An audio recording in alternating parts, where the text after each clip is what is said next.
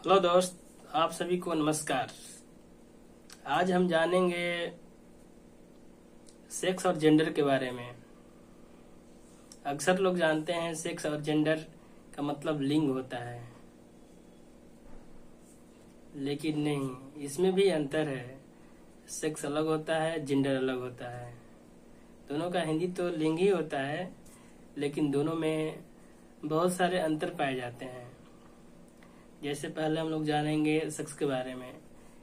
उसका हिंदी लिंग होता है, हम लोग जानते हैं, लेकिन जो इसमें लिंग का निर्धारण हम लोग कैसे करते हैं, नर और मादा के आधार पे, मेल और फीमेल के आधार पे करते हैं।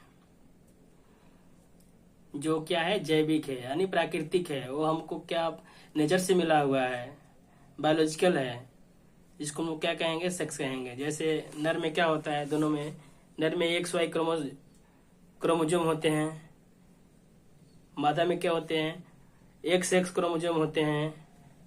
नर में शुक्राणु होता है, मादा में अंडाणु होते हैं। नर में टेस्टोस्टेरोन हार्मोन होते हैं और मादा में एस्ट्रोजन हार्मोन होते हैं। नर दूध नहीं देता है, मादा दूध देती है। नर में गर्भाशय नहीं होते हैं, मादा में गर्भाशय होती है। ये डिफरेंस है, जिसको हम लोग सेक्स बोलते हैं। सेक्स में भी एक नर होते हैं, एक मादा होते हैं, जो बायोलॉजिकल है, इसको चेंज नहीं किया जा सकता है, जो हमको नेचर से मिला हुआ है। लेकिन जेंडर, हम लोग बोलते हैं ना, जेंडर इनइक्वालिटी है, जेंडर इक्वालिटी होना चाहिए। जेंडर इनइक्वालिटी यानी लिंग के आधार पर क्या है, असमानता है।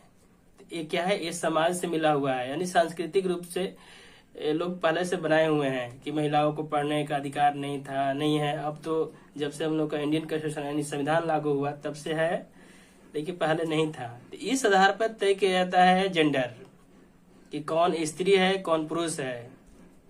इसमें स्त्री पुरुष का कंसेप्ट आता है, यानी सामाजिक संरचनाओं के आधार पर इसको तय किया जाता है। जैसे पहले स्त्रियों का मत देने का अधिकार नहीं था, पुरुषों का था। अब तो दोनों का है, कहीं कहीं पे नहीं भी है। स्त्रियों का आर्थिक संपत्ति नहीं, उत्तराधिकार, घर का जो मेन मालिक होते हैं, बहुत कम स्त्रियां हैं, ज्यादातर पुरुष ही हैं। इस तरह पर तय किया जाता है, तय होता है कि उत्तराधिकार किसके पास ज्यादा है। तो हम अक्सर देखते हैं समाज में कि सबसे अधिक पुरुषों के पास क्या है, उत्तराधिकार है, महिलाओं के पास उत्तराधिकार कम है। और आर्थिक संपत्ति भी महिलाओं के पास कम है। राजनीतिक भागीदारी भी क्या है, कम है, पुरुषों के पास ज्यादा है। फिलहाल में अभी लोकसभा और राज्यसभा को मिला दिया है तो 15% यानी 15% के आसपास, 15% के आसपास ही क्या है, राजनीतिक भागीदारी है महिलाओं की। तो ये क्या है, असमानता है। तो असमानता इस आधार पर तय होता है, जेंडर के आधार पर। इसीलिए बोलते हैं हम लोग क्या, जेंडर इन इक्वलिटी, यानी लिंग के आधार पर असमानता, भेदभाव करना। जो हमारे संविधान में उसको क्या किया गया है, खत्म करने का काम किया गया है। यही होते हैं सेक्स और जेंडर में डिफरेंस। थैंक यू दोस्तों।